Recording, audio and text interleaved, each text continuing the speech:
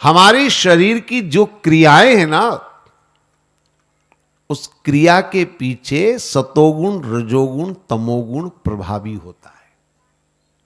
आप जीवन में जो भी कर रहे हैं, कहीं न कहीं आप सतोगुण, रजोगुण और तमोगुण से प्रभावित होकर कर रहे हैं। हमारे सारे कर्म, हमारे सारे आचरण इन्हीं तीन में से किसी से जुड़ करके संपादित होते हैं। तो ये तीन मिले, धोबी, दर्जी, माली, सतोगुण, रजोगुण, तमोगुण। अब इसमें कौन सतोगुण, कौन तमोगुण, अगर आप कथा थोड़ी ध्यान से सुने और समझें तो शायद आपको भी समझ में आएगा। हां, मैं इशारा जरूर कर दूं। जिस माली ने भगवान का श्रृंगार किया, भगवान की सेवा पूजा करी, भगवान ने उसे अपने गले लगाया, मेरी समझ में वह है सतोगुण। देखिए, फूल बगीचे से आते हैं, बगीचा सतोगुण का प्रतीक है। फूल जो है वो पूजा के लिए उपयोग में लिया जाता है, भगवान के श्रृंगार में उपयोग में लिया जाता है, और श्रृंगार भगवान की सतोगुणी वृत्ति का एक अंग है। कई तरीके से आप इसको जोड़कर देखेंगे तो आपको समझ में आएगा कि माली सतोगुण का प्रतीक है। उसका व्यवहार आप देखिए, उसने भगवान से कहा, प्रभु पास में मेरी कुटिया है, आप घर पधारे, मेरा घर पवित्र होगा, मेरे परिवार के लोग आपके दर्शन करेंगे, उनका जीवन धन्य होगा, मुझे सेवा का मौका मिलेगा, मैं आपका श्रृंगार करूंगा। ये जो भाव है ना, ये कैसा भाव है? ये सतोगुणी भाव है। सतोगुणी वृत्ति सेवा चाहती है, भगवान का सेवा, भगवान का श्रृंगार, भगवान का भाव, ये सब प्रवृत्तियां। इसलिए मैंने कहा माली सतोगुणी प्रवृत्ति। फिर देखिए, मैं बहुत कम शब्दों में केवल आपको एक इशारा भर कर रहा हूं। उसके बाद देखिए, दर्जी, जिसने भगवान के कपड़े काट करके छोटे किए, है ना, मेरी समझ में वो है रजोगुण प्रवृत्ति, रजोगुणी प्रवृत्ति। राजा के कपड़े काट करके उसने छोटे किए, पिछले जन्म में भी वो महाराज जनक के राज का वो दर्जी था, और कपड़े काट करके छोटे करके भगवान के अनुरूप किए। ये सारी प्रवृत्तियां कहीं न कहीं रजोगुणी प्रवृत्ति से मेल खाती है। इसलिए मैंने कहा दर्जी जो है वो रजोगुणी प्रवृत्ति है। और अब बचा क्या है, आप समझ सकते हैं। उसकी कथा से भी आपको पता चलता है ना। यानी धोबी जो है वो तमोगुणी प्रवृत्ति है। मैं यहां आपको एक बात स्पष्ट तौर पर निवेदन कर दूं, यहां पर वर्णन जिस तरह का है कि सबसे पहले धोबी मिला, दर्जी मिला, माली मिला, भगवान ने उसके साथ क्या क्या व्यवहार किया, मैं उसके आचरण के अनुसार सतोगुण, रजोगुण, तमोगुण की व्याख्या कर रहा हूं। यह व्याख्या किसी जातीय विशेष की व्याख्या नहीं हो सकती, कर्म की व्याख्या है। आचरण जो था उसका वर्णन है। आप यह मत समझना कि मैं एक वर्ग को सतोगुण बता रहा हूं और एक समुदाय को मैं तमोगुण बता रहा हूं। ये किसी समाज समुदाय की बात नहीं हो रही है, ये उसके कर्म, आचरण, स्वभाव, भाव को लेकर के बात हो रही है। आप समझ गए ना। तो धोबी जो भगवान को अपशब्द कहता है, दुर्वचन कहता है, पिछले जन्म में भी राम जानकी के लांछन लगाया था, ये सोच, ये प्रवृत्ति, ये तमोगुणी प्रवृत्ति। इस प्रवृत्ति की बात मैं कर रहा हूं, इस आचरण की बात मैं कर रहा हूं। मैंने कथा सुनाते समय कहा था कि अगर धोबी ऐसा कह देता कि राजा के कपड़े हैं, आप उनसे मांग लो, मैं कैसे दे सकता हूं, तो बात अलग होती। तो भगवान दंड नहीं देते। ये सतोगुणी भाव हो जाता, सज्जनता का भाव हो जाता। लेकिन उसने कहा नहीं, तू समझता क्या है अपने आप को, तू है कौन, तेरी औकात क्या है। ये जो भाषा और ये जो कर्म उसका है, ये तमोगुण बताता है, और इसीलिए मैंने कहा ये तमोगुणी है। तो भगवान क्या करते हैं, तमोगुण पर नियंत्रण करते हैं, रजोगुण को स्वीकार करते हैं और सतोगुण को अंगीकार गले लगाते हैं। जीवन को अगर सफल बनाना है तो हमें भी सतोगुण, रजोगुण, तमोगुण को लेकर के उनके ऊपर जैसा आचरण भगवान ने किया है ऐसा करेंगे, तभी हमारा जीवन सफल होगा। चलिए इसके बाद आगे बढ़ते। इसके बाद भगवान ने धनुष यज्ञ में जाकर धनुष तोड़ा। अब ये धनुष का तोड़ना क्या है, बहुत महत्वपूर्ण बात है। मैं तन को लेकर अभी बात कर रहा हूं, केवल तन के आधार पर हमें सोचना है। इस धनुष को तोड़ना बहुत जरूरी है, और ये धनुष है हमारी अकड़। जब तक अकड़ हमारी नहीं टूटेगी, आदमी को कई तरह की अकड़ होती है, किसी को दौलत की, किसी को पद की, किसी को किसी और की अकड़ होती है। जब आदमी अकड़ अपनी दिखाता है तो टूट जाता है। धनुष को तोड़ दिया है। जहां विनम्रता होती है वहां परमात्मा मिलते हैं, जहां अकड़ होती है वहां भगवान अकड़ को तोड़ देते हैं। ये धनुष जो है ये अकड़ है,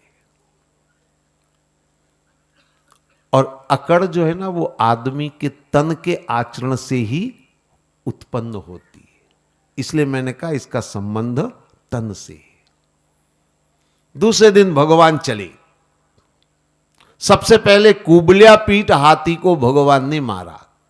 अच्छा, कुबल्या पीठ हाथी के बारे में आपने शायद सुना होगा, ऐसा वर्णन आता है कि उसको मदिरा पिला रखी थी, ऐसा वर्णन आता है। मदिरा पिलाकर उसको उन्मुक्त किया था कुबल्या पीठ हाथी। अब ये कुबल्या पीठ हाथी क्या है? मेरी समझ में कुबल्या पीठ हाथी वो है हमारे आचरण में उद्दंडता, उच्छृंखलता। ध्यान से मेरी बात समझ लेना, एक एक शब्द को। आदमी के आचरण में उद्दंडता कब आती है? यह भी सुन लीजिए, जब आदमी नशे में होता है। नशे में आदमी के आचरण से उद्दंडता झलकती है। और जब मैं नशे की बात करता हूं तो कई लोगों को ऐसा लगता होगा कि मैं बोतल की बात कर रहा हूं, पर मैं आपको बता दूं, मैं बोतल वाली बात तो करना ही नहीं चाहता। बोतल का नशा भी कोई नशा है, सुबह पियो शाम को उतर जाए, दुकान में पियो नाली में उतर जाए, ये कोई नशा है? मैं इसको नशा ही नहीं मानता हूं, और मैं इसकी बात धर्म सभा में मंच पर तो करना चाहता ही नहीं हूं। लेकिन हां, मैं ये जरूर कहता हूं, नशा कई तरह का होता है। किसी को दौलत का नशा, किसी को रूप का नशा, किसी को ताकत का नशा, किसी को पद का नशा, किसी को परिवार का नशा, किसी को अपने ज्ञान का नशा। नशा कई तरह का होता है, और जब आदमी को नशा होता है ना तो आदमी उद्दंड हो जाता है। अक्सर ये कहा जाता है, आपने भी सुना होगा, अक्सर ये बात आती है कि आज का नौजवान, आज की नई पीढ़ी उद्दंड हो गई है। क्यों हो गई उद्दंड? बहुत सारे कारण हो सकते हैं, मैं कभी एक चीज को लेकर नहीं चलता हूं, लेकिन अनेक कारणों में एक सबसे बड़ा कारण है कि आज की नई पीढ़ी नशे में है। कौन सा नशा है? मैं समझता हूं उनको जवानी का नशा है। आदमी नशे में जब होगा तो उद्दंड हो जाएगा, क्योंकि आदमी को लगता है मुझे परवाह करने की जरूरत नहीं है, वो आपने सुना होगा ना, सैया भय कुतवाल अब डर काहेगा। ये है प्रवृत्ति। जब आदमी को लगता है मेरे पिताजी थानेदार है तो मुझे डरने की क्या जरूरत है, मैं कुछ भी कर लूंगा, बच जाऊंगा क्योंकि मेरे बाप थानेदार है। ये नशा आप समझ रहे ना, मैं फलाने का बेटा हूं, मैं फलाने का भतीजा हूं, मैं उसका वो हूं, मैं उस पद पर हूं, मेरे घर में ये कलेक्टर है, मेरे घर में मिनिस्टर है। ये नशा आदमी को उद्दंडित करने में प्रेरित करता है।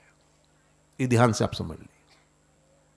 इसलिए इस उद्दंडता को समाप्त करना आवश्यक है। कुबल्या पीठ हाथी को भगवान ने मारा, और ये सारी प्रक्रिया है किसके लिए? कंस वध के लिए। असली तो मुद्दा कंस है, हम उसी तरफ बढ़ रहे हैं। अब ये मत समझना कि ये कर लिया तो बस सब कुछ हो गया, ये तो एक रास्ता है, असली चीज तो आगे अभी बाकी है। कंस वध हमें मुख्य रूप से करना है, लेकिन ये सब चीजें बीच में आती हैं। इस तन के अंदर इन सब चीजों का प्रभाव पड़ता है। भगवान आगे बढ़े, 5 पहलवान मिले, चांडूर, मुष्टिक, कूट, शल, तोशल, 5 पहलवान मिले। 5 में से 3 को कृष्ण ने मारा, 2 को बलराम जी ने मारा। ये 5 पहलवान क्या है? मेरी समझ में ये 5 तन मात्राएं हैं। ध्यान से आप समझ लेना। शब्द, रस, रूप, स्पर्श और गंध, ये 5 तन मात्राएं कही जाती हैं। और ये जो 5 तन मात्राएं हैं, इनका संबंध हमारे तन से है। शब्द का संबंध कान से है, स्पर्श का संबंध त्वचा से है, रूप का संबंध नेत्र से है, रस का संबंध जिह्वा से है, गंध का संबंध नासिका से है। ये 5 जो तन मात्राएं हैं, और ऐसा शास्त्रों में वर्णन आता है कि इन 5 में से कोई एक के भी अगर आदमी चक्कर में पड़ता है तो उसका जीवन बर्बाद हो जाता है। ऐसा कहते हैं कि सर्प केवल शब्द के जाल में फंसता है, और वो चाहे कितना भी जहरीला हो, कितना भी शक्तिशाली हो, वो भी पकड़ा जाता है शब्द जाल में फंस कर। मधुमक्खी गंध के चक्कर में फंस जाती है। ये एक एक तन्मात्रा आदमी को डुबो देती है। तो ये 5 तन्मात्राएं हैं जिनके कारण आदमी बर्बाद होता है। इन पर विजय पाना जरूरी है। किस लिए? कंस को मारने के लिए। अब आइए कंस की बात करें। असली मुद्दा तो कंस है। आपने अच्छी तरह समझा होगा, आप जानते होंगे, भगवान कृष्ण ने अवतार लिया है किसको मारने के लिए? कंस को मारने के लिए। कंस मुख्य है। हालांकि भगवान ने कई राक्षसों को मारा है, बचपन से मार रहे हैं। पूतना, सक्टासुर, तृणावत, अकासुर, बकासुर, अघासुर, धेनुकासुर, प्रलंबासुर, अरिष्टासुर, शंखचूड़, कैसी, व्योमासुर से लेकर के कई को मारा। यहां 5 पहलवानों को मारा, सबको मारा। लेकिन असली मुद्दा कौन है? कंस है। और इसीलिए मैं चाहूंगा कि कंस वध की बात को थोड़ा सा आप सही ढंग से समझें कि ये कंस मुख्य मुद्दा क्यों है। एक बात और आप देखेंगे, राम का प्रतिद्वंदी कौन है? मुख्य रावण है, सब जानते हैं। कृष्ण का मुख्य प्रतिद्वंदी कौन है? कंस है। लेकिन रावण में और कंस में एक अंतर है, ये थोड़ा समझ लीजिए आप।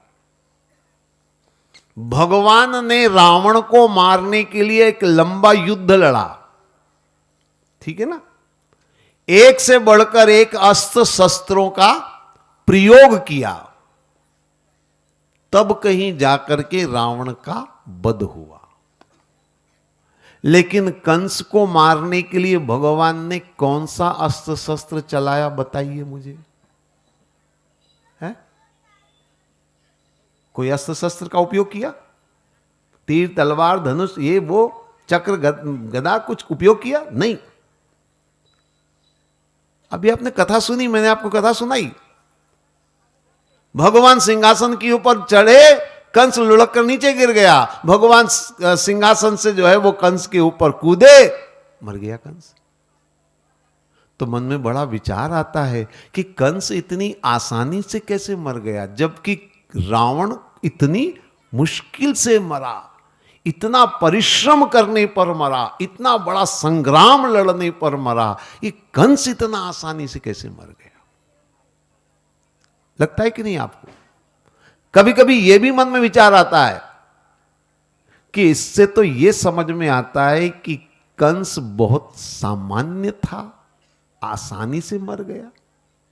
रावण बहुत बलशाली था, ऐसा तो नहीं कह सकते। कंस भी कोई कम बलशाली नहीं। अभी मैं उसकी कथा सुना रहा था आपको, कितना बलशाली, कि परशुराम जी भी मान गए कि तू बलशाली है।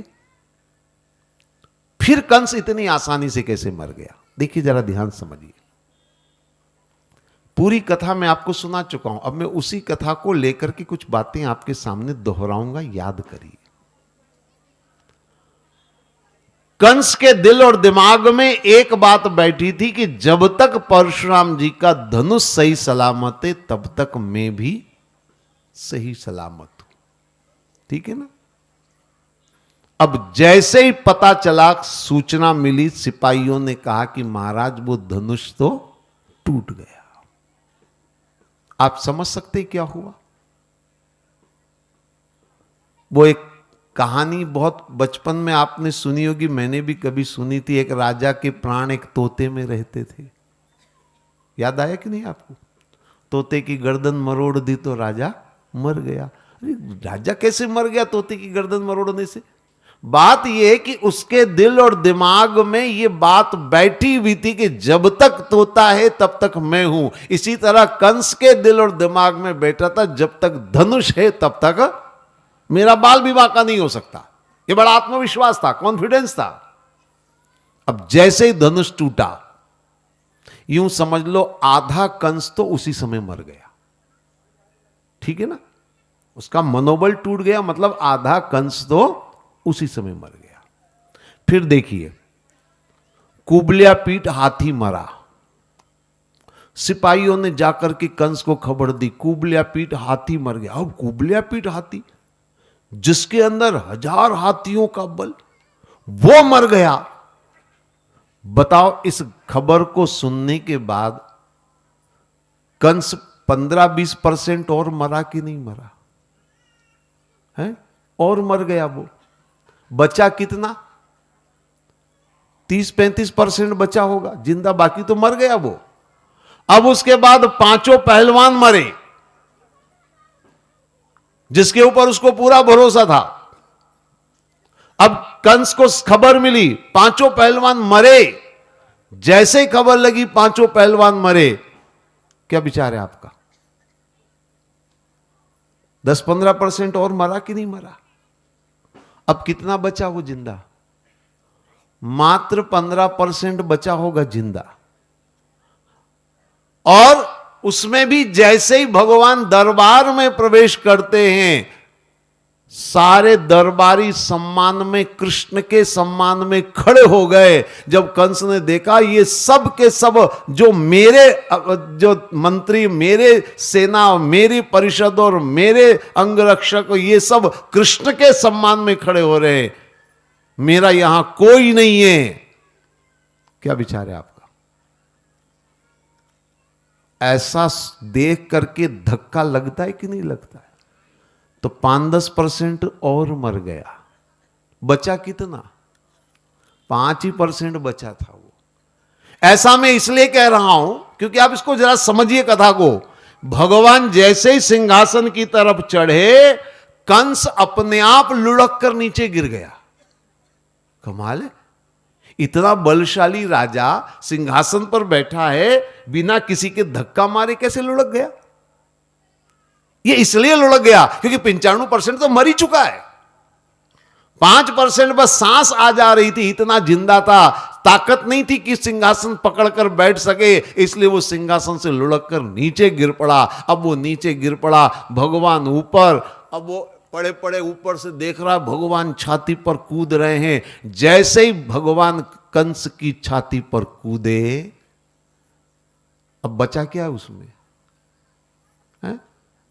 ऐसे मरे हुए की छाती पर अगर कोई कूद जाए ना, तो भगवान क्या, कोई भी कूदे तो साला मर जाए। इसलिए कंस इतनी आसानी से मर गया। मैं सीधे शब्दों में कहूं, भगवान ने कंस को टुकड़ों में मारा है, थोड़ा थोड़ा करके मारा है, इसलिए कंस को मारना आसान हुआ है। ये इस परिभाषा को समझिए आप। भगवान ने कंस को धीरे धीरे धीरे धीरे करके मारा है। अब ये जो कंस वध है, थोड़ा सा हम इसको आध्यात्मिक रूप में समझने का प्रयास करेंगे तो शायद ये जितनी बातें मैंने करी है इन सब का अर्थ निकल करके सामने आएगा। मैं कथा की बात तो करता हूं, लेकिन कथा के अध्यात्म को समझने की बात भी मैं आपसे निवेदन करता हूं। देखिए, कंस कौन है? मैंने कहा था कि कंस शब्द की उत्पत्ति कसी धातु से हुई है। कंसेति कसी, जिसका अर्थ होता है कसाई। तो कंस माने कौन? कसाई। कसाई का मतलब जो हिंसक है, क्रूर है, प्रतिद्वंदी। जैसे राम का प्रतिद्वंदी रावण है, इसी तरह से कंस का प्रतिद्वंदी कंस है। क्यों कहा? मैं सूर्यवंशी है, ठीक है ना? सूर्य प्रकाश ज्ञान की है, चंद्रमा का संबंध भक्ति से है, कृष्ण की पूरी कथा का आधार भक्ति है, कृष्ण चरित्र का पूरा सारांश भक्ति में छुपा हुआ है। और याद रखिए, भक्ति मार्ग में सबसे बड़ी बाधा अगर है तो वो कंस ही है। कंस माने हमारी क्रूरता, हमारी कठोरता, हमारी निर्दयता, हमारे अंदर का कठोर आचरण, यही भक्ति मार्ग की सबसे बड़ी बाधा है। अब आप समझ लीजिए कंस प्रतिद्वंदी क्या है।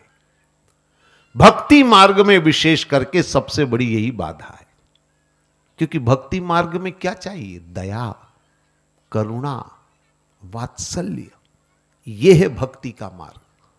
और इसलिए हिंसा, क्रूरता, कठोरता, निर्दयता, ये सब भक्ति मार्ग के विरोध में। और इसलिए एक बात मैं कहा करता हूं कि सिकंदर जैसे लोग, हिटलर जैसे लोग, मुसोलिन जैसे लोग, बाबर जैसे लोग, सद्दाम जैसे लोग, लिस्ट लंबी हो सकती है। मैं केवल कि जिनके आचरण में क्रूरता है, हिंसा है, कठोरता है, निर्दयता है, वो भक्ति के मार्ग पर नहीं चल सकती। ये अच्छी तरह से आप समझ लीजिए, कृष्ण का मार्ग बड़ा प्रतिद्वंदी है, क्योंकि कंस हिंसा, क्रूरता और कठोरता से भरा हुआ है। अब इस कंस को जरा आप अपने भीतर भी झांक कर देखने का प्रयास करें। थोड़ा अटपटा लगेगा आपको, लेकिन मैं कहता हूं यह जीवन के लिए बहुत महत्वपूर्ण है। हम अपने भीतर झांक करके देखें, अपने अंदर झांक करके देखें, तो कहीं न कहीं आपको अपने अंदर भी कंस नजर आएगा। हमारे अंदर क्या छुपा हुआ है, इसका पता तो तब चले जब ऐसा मौका आए। बिना मौके के कुछ नहीं होता। जैसे मैं एक उदाहरण दिया करता हूं, मान लीजिए आप बाजार जा रहे, रास्ते में 10 लोग मिले और 10 ने आपको हाथ जोड़कर नमस्कार नमस्कार नमस्कार किया, तो क्या करेंगे आप? गुस्सा करेंगे? सब लोग जानते थे उनके गांव में कि इनको कभी क्रोध आता ही नहीं है। लेकिन गांव में सब तरह के लोग होते। कुछ मन चले नवयुवकों ने क्या किया, तो वो बोर्ड लगा दिया। अब गांव वाले तो सब जानते थे, बोर्ड लगाने वाले को भी जानते थे कि साले मस्खरे हैं ये, कोई ध्यान देता नहीं था। पर एक बार एक बाहर से यात्री आ रहा था और जा रहा था। वो परदेश जा रहा था धन कमाने के लिए, बेटी की शादी करनी थी, पैसे की जरूरत थी, तो वो परदेश जा रहा था धन कमाने के लिए। उसकी नजर बोर्ड पर पड़ी तो उसने कहा, अरे ये तो बड़ा आसान तरीका है, क्रोध दिलाना कौन सी बड़ी बात है, क्रोधित करना है किसी को, कर दूंगा मैं। 100 रुपए, पुराना जमाना, 100 रुपए में तो शादियां हो जाती थी। तो वो, पर फिर भी मन में शंका थी कि ऐसा भी कोई इनाम देता है क्या। तो जिसने बोर्ड लगाया, पहले उसने उसकी तलाश करी और उससे कहा कि देखो भाई, मैं अगर क्रोधित कर दूं जिनका नाम आपने लिखा है, तो क्या मुझे 100 रुपए का इनाम दोगे? बोले पक्का देंगे। ठीक है, मैं कल सुबह कर दूंगा ये काम। वो भी सब जो थे उन्होंने भी सोचा चलो तमाशा देखते हैं क्या होता है। तो वो घर के आजू बाजू में सब चुपके सब खड़े हो गए थे तमाशा देखने के लिए। इसने योजना बनाई कैसे गुस्सा किसी को दिलाना है तो क्या करना पड़े। पूछा लोगों से, एकनाथ कौन है? बोले भजनानंदी हैं, भगवान का भजन करते रहते हैं। अच्छा ठीक है, ये भजन करने वाले हैं तो ठीक है, इनको गुस्सा दिलाना है। उसने योजना बनाई और सुबह सुबह वो अपने शरीर पर मलमूत्र लगा करके और पूरा गंदा अपने आप को, गंदगी से लपेट लिया अपने आप को चारों तरफ। और ऐसी हालत में वो एकनाथ के घर में घुसा। एकनाथ उस समय पूजा में बैठे थे। उसने कहा ये सबसे बढ़िया मौका है। वो गया और वो एकनाथ की गोदी में बैठ गया। सोचा गुस्सा जरूर आएगा, आना चाहिए। पूजा पाठ करते समय कोई आदमी, और वो भी ऐसा मलमूत्र में सना हुआ, वो अगर आकर के आपको स्पर्श कर ले, बैठ जाए गोदी में, तो गुस्सा आएगा कि नहीं आएगा? अरे ये तो बहुत बड़ी बात है। सामान्य तौर पर आप देखिए, आप अगर पूजा करने बैठ रहे हो, आपके घर में, आपके मंदिर में पूजा करने आप बैठे हो, और आपका ही बच्चा, ये तो अनजान आदमी था, मैं कहता हूं आपका अपना बच्चा, आपका अपना लाल, वो अगर आ जाए, छोटा बालक 6-8 महीने का, और आकर के वो आपके आसपास मलमूत्र कर दे, छोटा बच्चा है, स्वाभाविक ही करेगा। अगर वो मलमूत्र कर दे, फिर आप देखो आपका क्रोध आपकी पत्नी के ऊपर कैसा बरसेगा। जरा सी देर पूजा करने बैठा, वहां भी चैन से नहीं बैठने देती है, थोड़ा सा ध्यान नहीं रख सकती है। मंदिर में पूजा करने बैठा और बच्चे को नहीं संभाल, वगैरह वगैरह, आप सब जानते हैं क्या स्थिति होगी। और ये पराया आदमी, अनजान आदमी, और ऐसे मलमूत्र में सना हुआ आकर के गोदी में बैठ गया। एकनाथ ने कहा कोई बात नहीं, बैठा तो अपनी पूजा चलती है। पूजा चल रही थी, वो बैठा हुआ था। अब बैठे बैठे वो कभी ऐसे गाल पर हाथ फेरे, कभी ऐसे करे, ऐसे करे, वो सब कुछ कर रहा था, पर एकनाथ कुछ नहीं, अपनी पूजा में बैठे थे। जब थोड़ी देर पूजा से निपटे, माला अधूरी थी उसको पूरी करी, और उसके बाद उसको हाथ जोड़ करके बोले, भैया आप एक काम करिए, स्नान वगैरह कर लीजिए, भोजन किए बिना मैं आपको नहीं जाने दूंगा, भोजन करना पड़ेगा। वो आदमी सोचता रह गया, अवाक रह गया, मैंने इसको इतना तंग किया, ऐसी गंदगी मैंने इनके शरीर पर लपेटी, और ये मुझे भोजन का न्योता दे रहे। ठीक है, कर लूंगा भोजन। अच्छे वस्त्र उसके जो है, वो जो उनके पास थे, एकनाथ के पास, वो निकाल कर दे दिए। बोले आप स्नान करिए। एकनाथ ने भी स्नान कर लिया, वो भी स्नान कर लिए। पत्नी को बोला भोजन बना दो, जल्दी से भोजन बन गया। अब भोजन का समय हुआ तो एकनाथ ने कहा चलिए विराजिए, भोजन करिए। ये मौका देख रहा था कब मौका मिले और मैं कुछ ऐसी हरकत करूं जिससे कि सामने वाले को क्रोध आ जाए। भोजन करने बैठे। अब भोजन करने बैठे, एकनाथ भी बैठ गए, वो भी बैठ गया भोजन करने। पत्नी भोजन परोसने लगी। अब परोसेंगी तो परोसने के लिए झुकना तो पड़ेगा ना, तभी भोजन परोस पाएगी। उस आदमी के मन में विचार आया कि आदमी के साथ कोई मजाक कर लो, आदमी बर्दाश्त कर लेगा, लेकिन उसकी पत्नी यानी घर की महिला के साथ कोई अभद्र व्यवहार करे तो फिर वो सहन करने वाला नहीं है। यहां तो कम से कम क्रोध आ ही जाएगा। तो उसने क्या किया, जैसे उनकी पत्नी, एकनाथ की पत्नी भोजन परोसने लगी, वो आदमी उठा और उनकी पीठ पर चढ़ गया, पत्नी की पीठ पर। अब तो गुस्सा आना ही चाहिए, पीठ पर चढ़ बैठा। अब जैसे ही वो पीठ पर चढ़ा, एकनाथ के मुंह से निकल गया, संभल करके संभल करके संभल करके। लेकिन पत्नी भी कम नहीं थी, एकनाथ की पत्नी भी महान थी। एकनाथ की पत्नी ने अपने पति से कहा, आप चिंता मत करिए, बच्चों को पीठ पर बिठाकर काम करने की मेरी पुरानी आदत है। और जैसे ही ये सुना, उस आदमी के तो होश उड़ गए, चरणों में दंडवत प्रणाम करके गिर पड़ा। महाराज मुझसे बड़ी भूल हुई, साले ये धूर्त नालायक बोर्ड लगा दिए, मेरी बुद्धि भ्रष्ट हो गई, मैं कहाँ फंस गया, और मैं आप जैसे साधु के साथ मैंने ऐसा व्यवहार किया, बहुत बड़ी भूल हो गई, मुझसे क्षमा करे क्षमा करे। एकनाथ ने कहा कुछ नहीं, कोई क्षमा बात नहीं, तुमने मेहनत पूरी करी,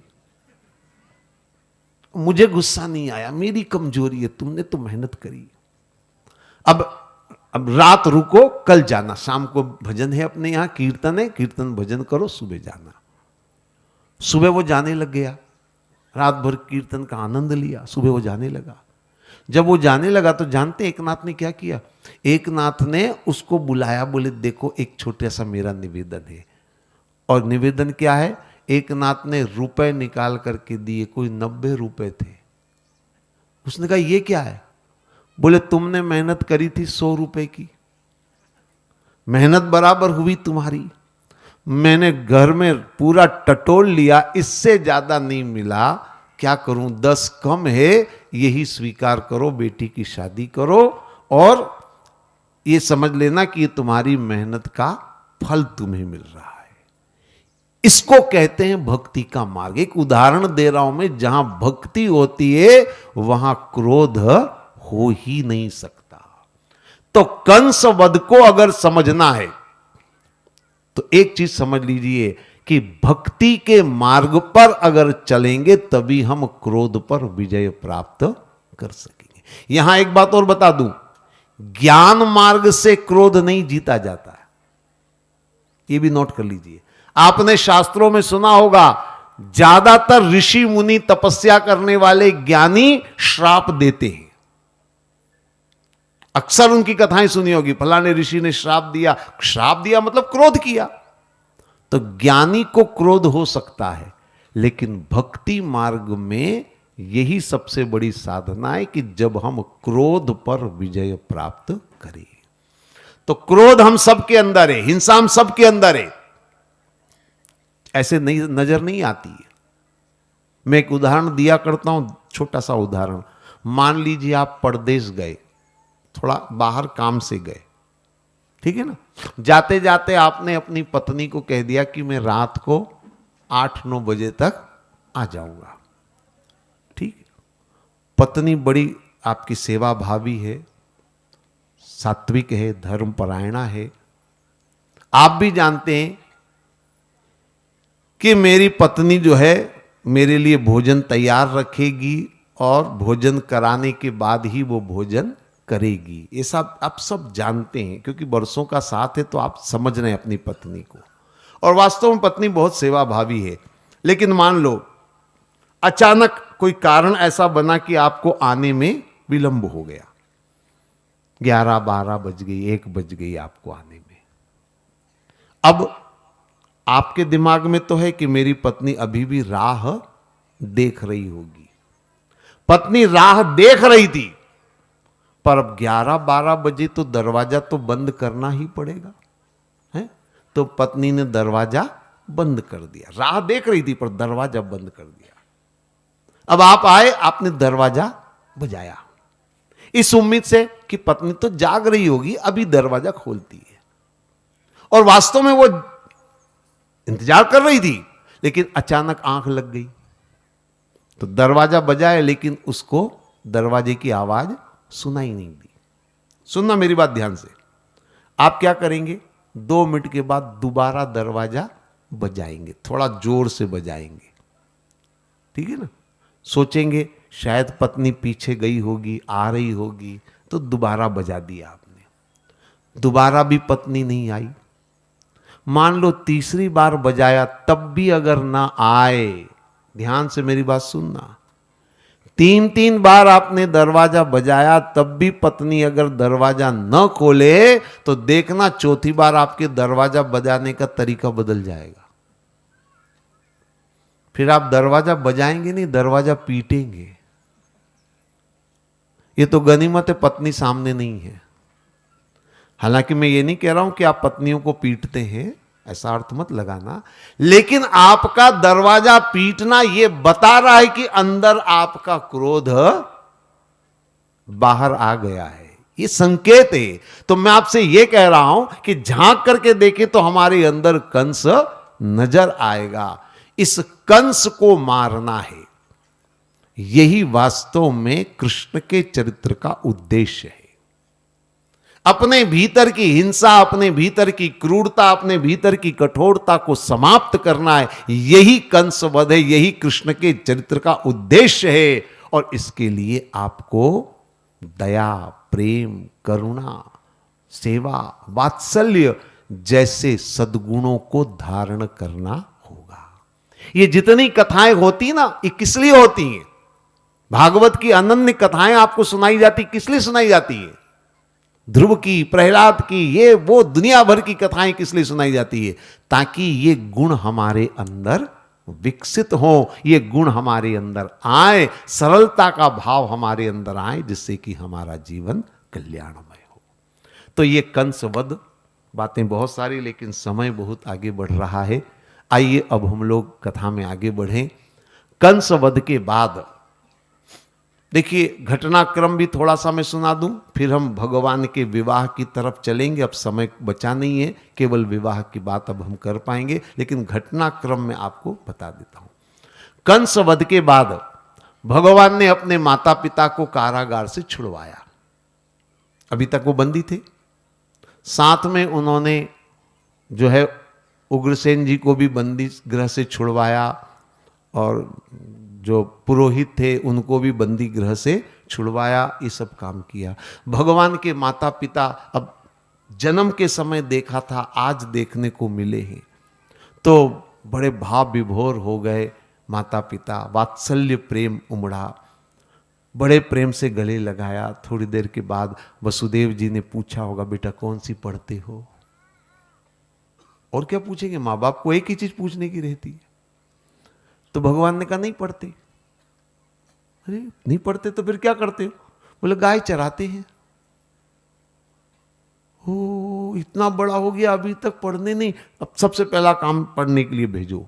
तो वसुदेव जी को कारागार से छुड़वाया, और छुड़वाते ही सबसे पहले उन्होंने एक काम किया, भगवान को पढ़ने के लिए गुरुकुल में भेजा, सांदीपन गुरु के आश्रम में। ऐसा माना जाता है कि 64 दिन में 64 कलाएं भगवान सीख करके निपुण हो गए। तो इधर भगवान गुरुकुल गए, इधर कंस की 2 पत्नियां अस्ति और प्राप्ति, ये दोनों अपने पिता के घर पहुंची। इनके पिता जरासंध। जरासंध ने अपनी बेटियों को विधवा वेश में देखा तो वो चौंक गए। अरे ये क्या? हमारे दामाद तो हष्ट पुष्ट थे, बलवान थे, क्या हो गया अचानक? कैसे क्या हुआ? तो दोनों बेटियों ने बताया कि एक कृष्ण उनका भांजा है, उसने हमारे पति को मारा। अब जैसे ही जरासंध ने सुना कृष्ण ने मेरे दामाद को मारा, मेरी बेटियों को विधवा किया है, तो उसने जरासंध ने कहा अब कुछ भी हो जाए मैं कृष्ण को नहीं छोड़ूंगा। तो जरासंध ने मथुरा पर आक्रमण कर दिया। भगवान ने सेना का संहार किया, लेकिन जरासंध नहीं मरा। जरासंध फिर सेना लेकर आया, फिर आक्रमण किया। 17 बार जरासंध ने आक्रमण किया। कितनी बार? 17 बार। पर बार बार भगवान सेना का संहार कर रहे थे, पर जरासंध नहीं मर रहा था। कभी कभी लोग पूछते हैं कि भगवान जरासंध को मार ही नहीं पाए, तो क्या भगवान की सामर्थ्य में कमी है? जरासंध को क्यों नहीं मार पाए? अरे बात कुछ और है। भगवान जानबूझकर जरासंध को नहीं मारते। ये कृष्ण की राजनीति है, थोड़ा समझिए। राम में और कृष्ण में एक बहुत बड़ा अंतर है। अंतर क्या है? भगवान राम ने प्रतिज्ञा करी, निश्चर हीन करो मई भुज उठाए प्रणकीन। उसके लिए किया क्या उन्होंने? बोले सकल मुनिन के आश्रम जाए जाए सुखदीन। जगह जगह जंगल जंगल में गए, राक्षसों को मारते रहे, कंकड़ पत्थरों पर चलते रहे, राक्षसों को मारते रहे। कृष्ण की राजनीति अलग है। कृष्ण ने कहा हमें कहीं जाने की जरूरत नहीं है।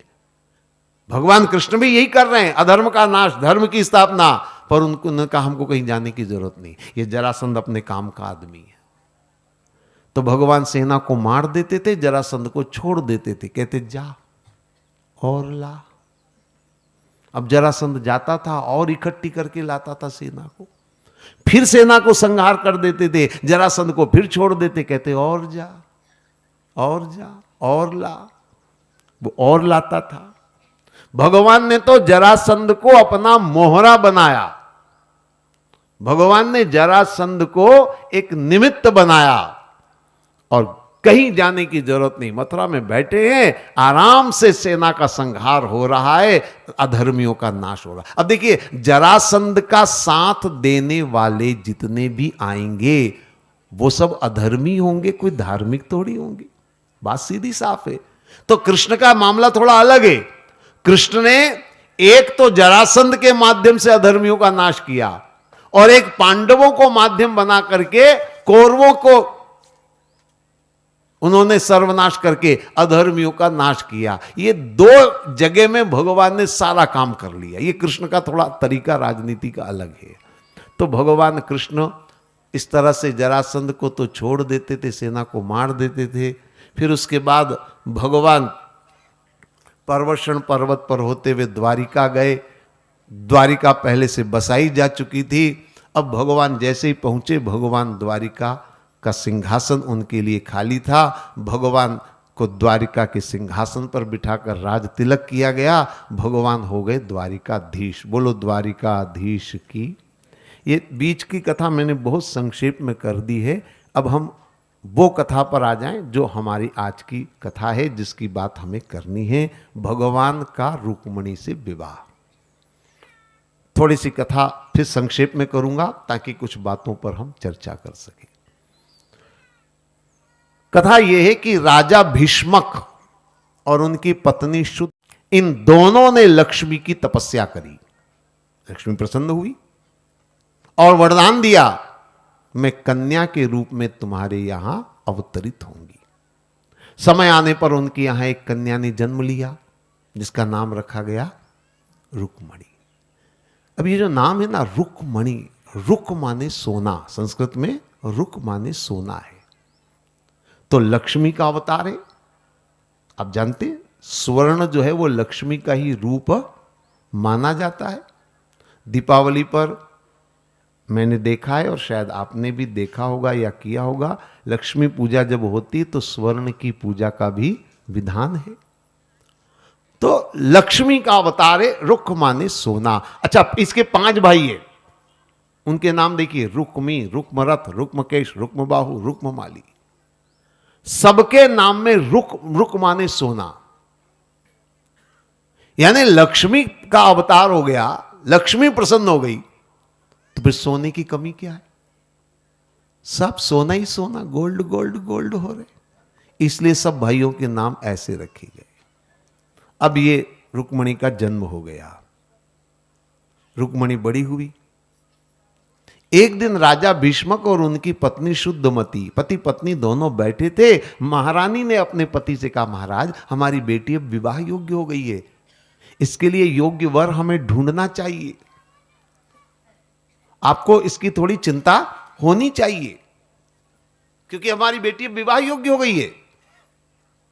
आप राजमहलों से कहीं आते नहीं, जाते नहीं, बैठे हैं अपने राज सिंहासन पर, तो कैसे ढूंढेंगे आप देश देशांतर में कहां कौन योग्य राजा राजकुमार है जो हमारी बेटी के योग्य हो? तो उसके लिए आपको ढूंढना चाहिए, तलाश करना चाहिए। जब ऐसी बात कही तो महारानी की बात सुनकर राजा बोले कि महारानी जी आप चिंता मत करिए। आप क्या सोचते हैं बेटी की चिंता आपको ही है, मुझे नहीं है? अरे मैंने अपनी कन्या के लिए योग्य वर ढूंढ लिया है। जैसे ही कहा ढूंढ लिया है, महारानी चौंक गई। कौन, किसके बारे में आप सोच रहे, मुझे बताओ, मुझे तसल्ली होनी चाहिए। हर किसी के साथ मैं अपनी बेटी की शादी नहीं करूंगी, आप बताइए किसके बारे में आप सोच रहे? तो राजा ने कहा तसल्ली रख, बताता हूं। मेरी नजर में हमारी बेटी के लिए सबसे योग्य अगर कोई हो सकता है तो वह है श्री कृष्ण द्वारिकाधीश। वो गुणवान है, बलवान है, धनवान है। राजा बन गए मतलब धनवान है, रूपवान है, सबवान है। जितने मतलब गुण होने चाहिए ना, सर्वगुण संपन्न है। अब जैसे ही महारानी ने कृष्ण का नाम सुना, ओहो, महारानी तो गदगद हो गई, भाव विभोर हो गई। बोले वाह, इतना बढ़िया आपने सोचा है कि इससे आगे अब कुछ सोचने को बचा ही नहीं। मेरी तो आधी चिंता मिट गई। आपने बहुत बढ़िया सोचा है, इससे श्रेष्ठ कुछ नहीं हो सकता। महारानी गदगद हो गई।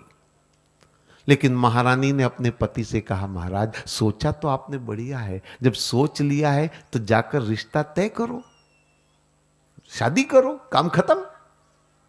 तो राजा बोले, बात तुम ठीक कह रही हो, मैं भी कई बार सोचता हूं कि जाकर बात करूं, पर मुझे ऐसा लगता है कोई उचित मौका आने पर बात करूं तो ज्यादा अच्छा रहेगा।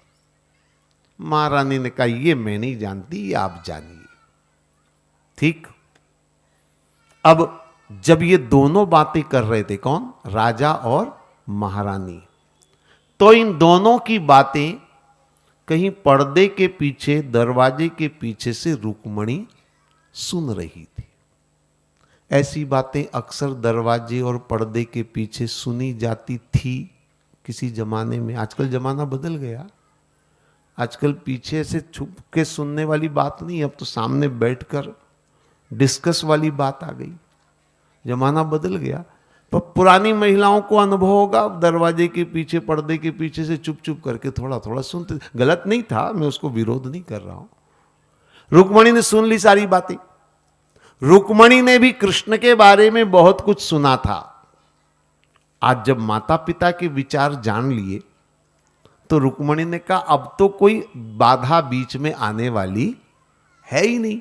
तो रुक्मणी ने उसी समय प्रतिज्ञा कर ली, मैं विवाह करूंगी तो केवल कृष्ण के साथ करूंगी, किसी और के साथ विवाह में नहीं करूंगी। ये संकल्प कर लिया, प्रतिज्ञा कर ली।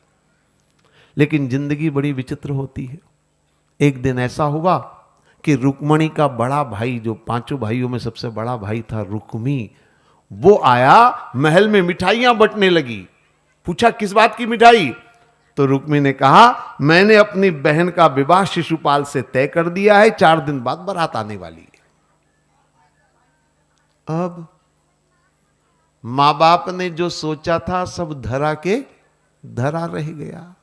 अच्छा, एक बात आप भी समझते हैं कि जवान बेटा अगर कोई फैसला कर ले तो बूढ़े मां बाप भी ज्यादा हस्तक्षेप नहीं कर पाते।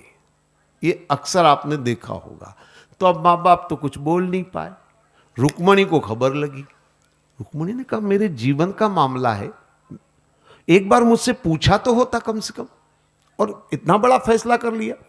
कुछ मुझे करना पड़ेगा, कोई नहीं करेगा, पर मुझे अपने लिए कुछ न कुछ करना पड़ेगा। तो रुक्मणी ने एक पत्र लिखा और एक ब्राह्मण के हाथों वो पत्र भगवान कृष्ण तक पहुंचाया। कुछ लोग ऐसा मानते हैं कि रुक्मणी का प्रेम पत्र है जो भगवान तक पहुंचाया गया। मुझे नहीं मालूम ये प्रेम पत्र है कि नहीं है। मुझे तो ये भी नहीं मालूम कि प्रेम पत्र किसको कहते हैं। मैंने सुना था जो आपको बोल दिया मैंने। पत्र में क्या है वो जरूर मैं बता सकता हूं। बता दूं? हाँ। दूसरों का प्रेम पत्र सुनने में बड़ा मजा आता है। एकदम गर्दन हिला रहे, हाँ सुनाओ। चलिए, मैं सुना इसलिए रहा हूं कि मैं नहीं भी सुनाऊंगा तो भागवत में छपा है, आप जाके पढ़ोगे तो फिर यही बता दूं ना, क्या फर्क पड़ता है। 7 श्लोक हैं उस पत्र में। मैं केवल भाव उसके बता रहा हूं, 7 श्लोकों का भाव क्या है। उसमें ये लिखा कि मैंने प्रण कर लिया, मैं विवाह करूंगी तो आपके साथ करूंगी, आप नहीं मिले तो मैं अपने प्राण त्याग दूंगी, लेकिन किसी और के साथ में वर्ण विवाह नहीं करूंगी। मैं आपकी बन चुकी हूं तो मेरी रक्षा करना आपका दायित्व है। मेरा जबरन विवाह करने का प्रयास किया जा रहा है, इसलिए आपकी मदद चाहिए, लेकिन मुझ तक पहुंचना आसान नहीं है। इसलिए रुक्मणी लिखती कि विवाह से एक दिन पूर्व में गौरी पूजन को जाऊंगी। परंपरा के अनुसार पूजा करके मंदिर से जब मैं निकलूं, वहां आप रथ लेकर पहुंच जाएं तो मैं आपको पा लूंगी। नीचे आपकी ऐसा पत्र होता है तो होता है उसमें। ये पत्र भगवान को मिला। जैसे ही पत्र भगवान को मिला, भगवान तो खुशी के मारे उछल पड़े। ऐसा सुनहरा मौका, गोल्डन चांस कौन गंवाएगा। भगवान तो उसी समय निकले, घर वालों को भी नहीं बताया कि मैं कहां जा रहा हूं, सीधे रवाना और पहुंच गए। अब दिन कम थे, आपने तो जैसे ही भगवान पहुंचे, सब मेहमान बाराती सब आ चुके थे। तो स्वाभाविक बात है कि अतिथि जो भी आएगा उसको अतिथि गृह में ठहराया जाएगा। तो कृष्ण भी अब अतिथि हैं, उनको अतिथि गृह में ठहरा दिया गया। दूसरे दिन सुबह गौरी पूजन को गई रुक्मणी, और पूजा करके मंदिर से जैसे ही बाहर निकली, भगवान रथ लेकर तैयार खड़े थे और रुक्मणी ने पांव आगे बढ़ाया। भगवान रुक्मणी को रथ में बिठा करके चल पड़े। जो सिपाही थे, अब राजकुमारी के साथ थोड़े बहुत तो होंगे अंगरक्षक सिपाही, सिपाहियों ने रोकना चाहा कृष्ण का रथ, पर कहां रोक पाएंगे, कहां कृष्ण और कहां सामान्य सिपाही। उन सिपाहियों ने जाकर के खबर दी रुक्मी को। जब रुक्मी को पता चला तो उसने अपने साथियों के सामने प्रतिज्ञा करी, मैं अपनी बहन को छुड़ा कर लाऊंगा, और अगर मैं अपनी बहन को कृष्ण के चंगुल से नहीं छुड़ा पाया तो इस नगर में आकर कभी अपना मुंह नहीं दिखाऊंगा। ऐसी प्रतिज्ञा करके रुक्मी बढ़ा। कृष्ण से घमासान युद्ध हुआ, बड़ा लंबा चौड़ा, लेकिन परिणाम आखिरी का वही है। एक एक करके रुक्मी के सारे अस्त्र शस्त्र नष्ट हो गए, सारथी मर गया, रथ टूट गया, कुछ भी नहीं बचा उसके पास। अब भगवान तलवार लेकर के बस मारने को आगे बढ़े ही थे कि बीच में रुक्मणी आ गई। और रुक्मणी ने हाथ जोड़ करके कहा, नाथ, मैं जानती हूं मेरा भाई अपराधी है, मेरा भाई आपकी प्रभुता को नहीं समझ पाया, आपसे शत्रुता कर बैठा, गलती करी उसने, लेकिन फिर भी मैं आपसे निवेदन करती हूं कि आप इसे क्षमा कर दें, क्योंकि आखिर मेरा भाई है, और मेरा भाई है तो आपका भी तो साला है। तो साला कैसा भी हो, आखिर है तो साला, तो साले को साला समझ करके छोड़ दो। तो भगवान ने भी कहा, जा साले। अब क्या करूं, ये शब्द ही ऐसा है, किसी को बुरा तो नहीं लग रहा ना। अब ये जुड़ जाता है शब्द तो बोलने में आ जाता है। भगवान ने सोचा है साला प्रतिज्ञा करके आया है कि नगर में मुंह नहीं दिखाऊंगा, अब कभी भूल के चला गया तो साला अपनी नाक कटवाएगा। तो भगवान ने कहा इसको ऐसा बना दो कि ये जाना भी चाहे तो नहीं जा सके। तो भगवान ने उसको मूंड दिया, उसके सारे बाल नोच लिए, मुंडा कर दिया। और मुंडा करके बोले, जा साले अब तू कहां जाएगा। वास्तव में वो कहीं नहीं गया, क्योंकि अब देखो बाप जिंदा और मुंडवा करके गांव में जाएगा तो लोग क्या कहेंगे, बाप तो जिंदा, मुंडवा क्यों लिया तूने। बड़ा मुश्किल का मामला था, वो कहीं नहीं गया। हाँ, ऐसा वर्णन आता है कि उसके जो इष्ट मित्र थे, जो उसके साथी लोग थे, वो भी जंगल में आ गए। और जिन्होंने जंगल में ही अपना जीवन व्यतीत किया। भगवान रुक्मणी को लेकर द्वारिका गए, विधिवत भगवान ने रुक्मणी के साथ विवाह किया। ये तो कथा हो गई जो मैंने आपको सुनाई है। अब आइए थोड़ा सा इस कथा को हम समझने का प्रयास करें। यह कथा बहुत महत्वपूर्ण कथा है सबके लिए। इसलिए महत्वपूर्ण है क्योंकि इस कथा में, ये जो कथा है, रुक्मणी किसका अवतार है? सुना आपने? लक्ष्मी का अवतार। तो यह कथा जो है ना, लक्ष्मी को पाने की कथा है। लक्ष्मी का मतलब समझ रहे हैं आप लोग? हां, लक्ष्मी को कौन नहीं समझता? वही चीज समझ में आती है, बाकी कुछ समझ में आए चाहे ना आए। आज का अर्थ प्रधान जमाना है, तो ये सबके समझ में आती बात। चलिए, ये कथा लक्ष्मी को यानी धन को पाने की कथा है। और जहां तक मैं सोचता हूं, ऐसा कोई नहीं होगा जिसको ये नहीं चाहिए, जिसको धन नहीं चाहिए, जिसको संपत्ति नहीं चाहिए, पैसा नहीं चाहिए। ऐसा कोई नहीं मिलेगा, सबको चाहिए। जिनके पास नहीं है उनको भी चाहिए, जिनके पास है उनको भी चाहिए। आप और हम तो क्या, अगर अडानी अंबानी को बिठाओगे तो उनको भी चाहिए, सबको चाहिए। संपत्ति, लक्ष्मी सबको चाहिए। हालांकि मेरे मन में एक विचार आता है कि धन को पाने की बात मैं आपको सिखाऊं, मुझे नहीं लगता कि मैं सिखा पाऊंगा, क्योंकि धन कमाने में तो आप मुझसे भी ज्यादा परफेक्ट लोग होंगे, बहुत सारे। इस विद्या को मैं क्या सिखाऊंगा? आप पहले से इस विद्या में मुझसे बहुत आगे होंगे। भाई, धन कमाने की विद्या मैं क्या बताऊंगा? धन कमाने की विद्या तो आप लोग ज्यादा जानते हैं, मुझे आपसे सीखनी चाहिए। लेकिन एक चीज मैं आपको बता दूं, धन को कमाना आप जानते हैं, मैं जानता हूं। लक्ष्मी को पाना आप जानते हैं, ये मैं जानता हूं। लेकिन ये जो कथा है ना, ये कथा लक्ष्मी के साथ साथ लक्ष्मी से नारायण को पाने की कथा है। और वो आपको भागवत ही सिखा सकता है, वो जीवन में आपको ऐसे मिलने वाली चीज नहीं है। तो ये बहुत ध्यान से समझना, लक्ष्मी और लक्ष्मी से नारायण को पाना है। चलिए अब हम कथा समझिए। कथा कहती है, राजा भीष्मक और उनकी पत्नी शुद्धमती ने तपस्या करी। लक्ष्मी प्रसन्न हुई, लक्ष्मी कन्या के रूप में अवतरित हुई। एक एक शब्द और एक एक नाम की कीमत होती है। मैं हमेशा कहा करता हूं, राजा का नाम क्या है? भीष्मक। इस नाम को जरा गौर से देखिए। वैसे नाम तो आपने इससे मिलता जुलता भीष्म का सुना होगा, पितामह भीष्म, बहुत प्रसिद्ध नाम है। आप यह भी जानते होंगे कि उनका असली नाम भीष्म नहीं है, उनका वास्तविक नाम तो देवव्रत था। पर उनको भीष्म क्यों कहा गया? क्योंकि भीषण प्रतिज्ञाएं उन्होंने करी, इसलिए उनका नाम भीष्म पड़ गया। बाद में वो सबके पितामह हो गए, तो भीष्म पितामह शब्द हो गया। तो भीष्म का मतलब क्या है? प्रतिज्ञा करने वाला। यहां जो राजा का नाम है ना, भीष्मक, यानी भीष्म शब्द तो है, बाद में एक अक्षर और जोड़ दिया, वो है क, तो हो गया भीष्मक। ठीक है ना?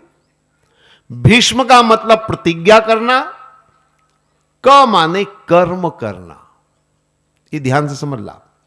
जीवन में अगर आप धन संचय करना चाहते हैं तो दो चीजें चाहिए, संकल्प करो और कर्म करो। इसके बिना आप संचय नहीं कर सकते। बहुत जरूरी है दोनों चीजें, संकल्प और कर्म। जैसे मैं उदाहरण दूं, मान लीजिए आप दुकान कर रहे हैं, व्यापार कर रहे हैं, खेती कर रहे हैं, सब कुछ कर रहे हैं, मेहनत कर रहे हैं, लेकिन आपका कोई संकल्प नहीं है। संकल्प माने कोई टारगेट नहीं है, लक्ष्य नहीं है कि मुझे क्या करना है कमा करके। तो आप धन कमाएंगे, लेकिन फिर भी आप उसको संग्रह नहीं कर पाएंगे। क्यों? क्योंकि आपका संकल्प ही नहीं है। इसलिए जरूरी है संकल्प। अच्छा, मान लो आपने संकल्प कर लिया कि इस साल मुझे बेटी की शादी करनी है, तो 10 लाख मुझे कम से कम इकट्ठे करना, तो हो जाएंगे संकल्प। लेकिन संकल्प कर लो और कर्म ना करो, हो जाएगा? तब भी नहीं होगा। तो धन संचय के लिए दोनों चीजें चाहिए, संकल्प और कर्म, ये दोनों चीजें चाहिए। अब इसमें एक बात और है, संकल्प और कर्म, मैंने एक ये सूत्र दिया है धन कमाने का, धन संचय करने का। लेकिन इसमें एक बात सावधानी की है, जेब काटने वाला भी संकल्प करता है, आज 10,000 का काम करना है,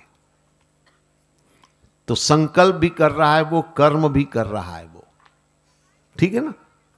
चोरी करने वाला भी संकल्प करता है, कर्म करता है।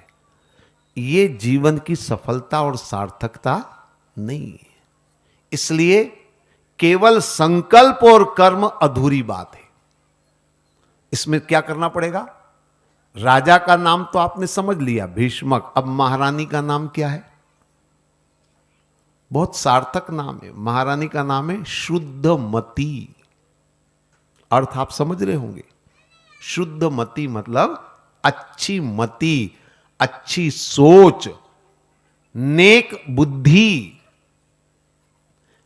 यानी संकल्प करो, कर्म करो, पर साथ में आप शुद्ध मति यानी अच्छी आपकी नियत होनी चाहिए, अच्छी आपकी सोच होनी चाहिए, गलत प्रवृत्ति आपकी नहीं होनी चाहिए। अब पूरी बात हुई, संकल्प करो, कर्म करो, शुद्ध मति हो। निश्चित मानिए अगर ये बातें हैं तो लक्ष्मी आपके ऊपर प्रसन्न होगी, लक्ष्मी आएगी। रुक्मणी का अवतार हुआ। लेकिन थोड़ा सा संक्षेप में मैं चल रहा हूं, ध्यान से मेरी बात सुनेंगे। धन आदमी कमाता है, हर आदमी कमाता है। मैं ये नहीं कहता हूं कि टाटा बिरला ही कमाते हैं, हर आदमी कमाता है अपनी अपनी सामर्थ्य के अनुसार, कोई कम कोई ज्यादा, कमाते सब हैं। लेकिन धन का उपयोग, देखिए कमाना अलग चीज है, उपयोग करना दूसरा पहलू है। धन का उपयोग दुनिया में लोग दो तरह से करते हैं। दो तरह के लोग होते हैं दुनिया में, धन का उपयोग करने वाले दो तरह के। दो तरह के कौन होते हैं? देखिए, राजा और रानी, ये दोनों चाहते हैं कि हम रुक्मणी का विवाह कृष्ण से करें। इसका मतलब क्या है कि दुनिया में कुछ लोग ऐसे होते हैं जो रुक्मणी माने लक्ष्मी, लक्ष्मी माने अपनी संपदा, कृष्ण माने परमात्मा।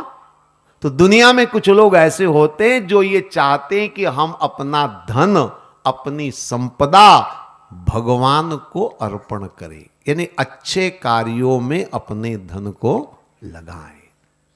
ऐसा चाहने वाले होते हैं दुनिया में, लेकिन कुछ लोग होते हैं, ये ध्यान से सुन लेना,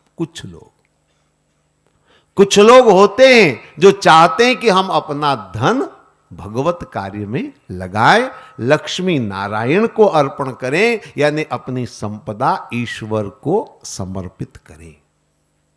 ऐसा कुछ लोग चाहते हैं। लेकिन ज्यादातर लोग कैसे होते हैं वो भी मैं बता दूं। ये तो कुछ लोगों की बात बताई मैंने, ज्यादातर लोग कैसे होते हैं सुनिए आप, कथा में वर्णन है।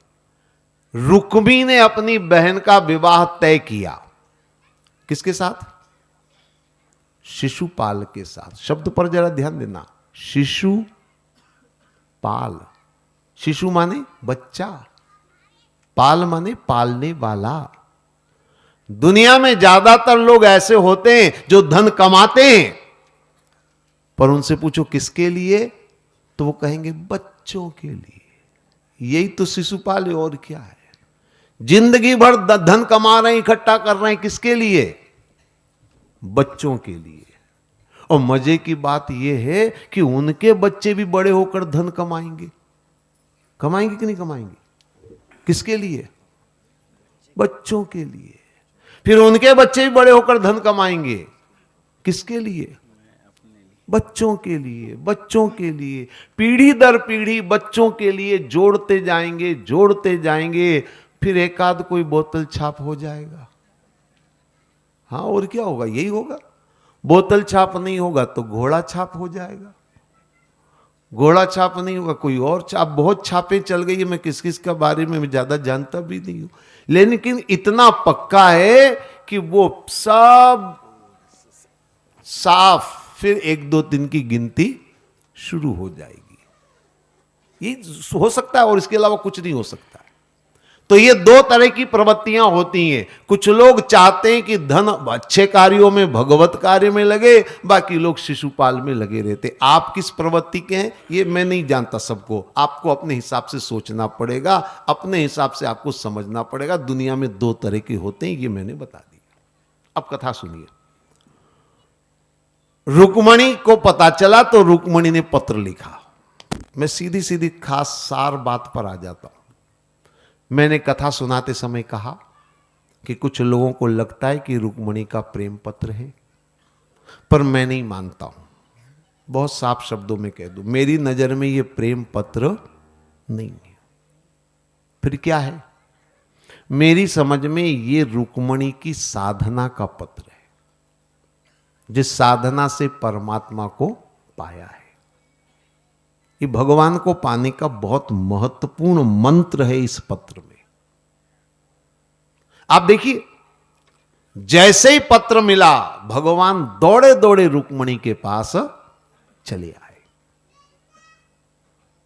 कई बार लोग कहते हैं कि रुक्मणी ने एक पत्र लिखा, भगवान दौड़े दौड़े आए। हम इतना बुलाते हैं भगवान को, हमारे पास क्यों नहीं आते? हम भी तो बुलाते हैं, प्रार्थना करते हैं, स्तुति करते हैं, रोज भगवान को जपते हैं, घी का दीपक भी लगाते हैं, मंदिर भी जाते हैं, सब करते हैं, हमारे पास भगवान क्यों नहीं आते? रुक्मणी ने एक पत्र लिखा। क्या केवल पत्र लिखने से ही भगवान आते? तो हम भी एक लेटर लिख दें। हालांकि अब लेटर का जमाना चला गया है, फिर भी अगर मिलते हो भगवान तो एक ट्राई कर ले, हम भी लेटर लिख दें।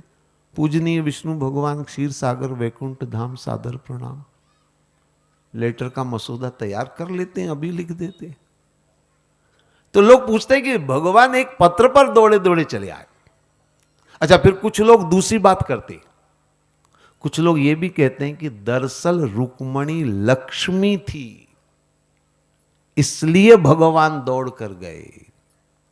हम गरीबों के पास भगवान थोड़ी आते हैं। रुक्मणी तो लक्ष्मी थी, इसलिए भगवान गए, ऐसा भी लोग कहते हैं। हालांकि ऐसे लोगों से मैं निवेदन करता हूं कि भगवान केवल लक्ष्मी के लिए नहीं जाते हैं। अगर भगवान केवल धन देखें, केवल धन संपदा वालों के पास अगर भगवान को जाना होता तो भगवान जो दुनिया के बड़े अमीर लोग हैं उनके पास ही जाकर के बैठ जाते।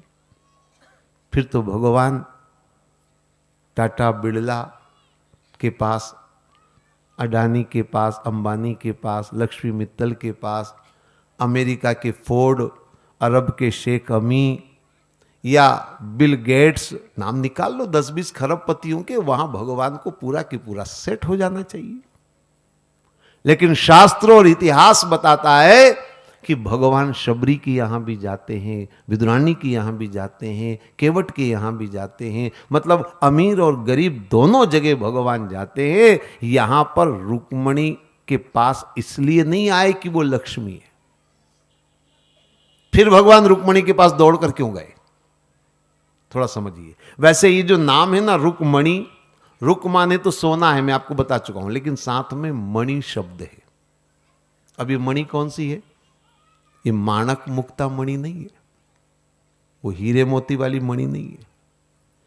ये मणि तुलसीदास जी कहते हैं राम नाम मणि दीप धरु। मणि है भगवान के नाम की। इसका मतलब यह है कि रुक्मणी में संपत्ति तो है पर साथ में भक्ति भी है। वो भक्ति कहां नजर आती है? मैं आपको बता दूं, उस पत्र को जरा ध्यान समझ, इसलिए मैंने कहा पत्र साधना है। जो लोग ये कहते हैं कि भगवान रुक्मणी के पास दौड़े दौड़े चले आए, हमारे पास क्यों नहीं आते, मैं उनसे कहता हूं एक बात आप बताइए, रुक्मणी ने पत्र में क्या लिखा है? लिखा है कि अगर आप नहीं मिले तो मैं अपने प्राण त्याग दूंगी। क्या कभी आप में से किसी ने सोचा है कि हे प्रभु अगर आप नहीं मिले तो मैं अपने प्राण त्याग दूंगा? बताइए। जो लोग ये कहते हैं रुक्मणी के लिए भगवान दौड़े दौड़े आए, हमारे लिए क्यों नहीं आए, तो मैं उनसे कहता हूं सोचिए अपने दिल पर हाथ रख करके, क्या ऐसा संकल्प आपके अंदर आया है? चलो इस नए साल में संकल्प ले कि हे प्रभु इस साल अगर आप नहीं मिले तो मैं अपने प्राण त्याग दूंगा। क्या विचार है? प्राण त्यागना बहुत दूर की बात है, लोग बीड़ी सिगरेट शराब तंबाकू और चिलम नहीं त्याग सकते, प्राण क्या खाक त्यागेंगे? है? अच्छा चलो एक ऐसा संकल्प ले, मैं थोड़ा जमाने के हिसाब से बदल देता हूं। एक ऐसा संकल्प लो कि हे प्रभु जब तक आप नहीं मिलेंगे मैं बीड़ी सिगरेट शराब चिलम तंबाकू जो भी है वो मैं नहीं लूंगा। भगवान मिल जाए फिर डबल लेना, मैं रोक नहीं रहा हूं आपको, छूट दे रहा हूं आपको, बस करो संकल्प। बिना संकल्प के परमात्मा मिलने वाले नहीं है। हम लोग सोचते हैं बस हम कथा सुन लिए भगवान मिल जाए हमको, ऐसे नहीं मिलेंगे भगवान। परमात्मा के लिए संकल्प करना पड़ेगा, दृढ़ता पूर्वक संकल्प करना पड़ेगा। यह पत्र बताता है कि रुक्मणी का संकल्प क्या है, निश्चय है। आप नहीं मिले तो मैं अपने प्राण त्याग दूंगी, किसी और के साथ वर्ण नहीं करूंगी। ऐसा दृढ़ संकल्प जब होता है तो परमात्मा मिलते हैं। अच्छा इसमें एक बात और मैं आप बता दूं, आदमी बड़ा चालाक है, ये मैं जानता हूं। कहीं पर कोई भी बात अगर करी जाए तो आदमी अपनी चतुराई जरूर उसमें डालने की कोशिश करता है, दिमाग लगाता है। आपने देखा होगा सरकार कानून बनाती है तो बनने के पहले ही उससे बचने के रास्ते लोग निकाल लेते हैं। आदमी होशियार है। जब मैंने कहा संकल्प करो तो आदमी संकल्प में भी रास्ते निकालेगा। कैसे रास्ते? जैसे मैं आपको बता दूं, भाई मैंने कथा में कह दिया संकल्प करोगे तो परमात्मा मिलेंगे, तो आदमी कहेगा ठीक है मैंने आपके कहने पर संकल्प कर लिया। अब संकल्प तो मन से होता है ना, संकल्प कहां से होगा? मन से होगा। तो आदमी तर्क देता है मैंने मन में संकल्प कर लिया कि मैं भगवान को पाकर रहूंगा, अब मंदिर जाने की जरूरत कहां रही? संकल्प तो मन में होता है ना, मन में संकल्प कर लिया, अब कथा वथा में जाने की कोई जरूरत नहीं, अब तीर्थ विरत कुछ नहीं जाना है, संकल्प करना है, मन में कर लिया। आदमी की होशियारी देखिए, संकल्प के नाम पर सबसे बचना चाहता है। इसलिए कथा में क्या कहा गया, ध्यान से कथा सुनिए। रुक्मणी कहती मैं मंदिर जाऊंगी, गौरी पूजन करके आऊंगी, तब आप पाएगा उनको कभी ना कभी भक्त। ऐसा विश्वास मन में बढ़ाते चलो, ऐसा कृष्ण गोविंद गोपाल गाते चलो।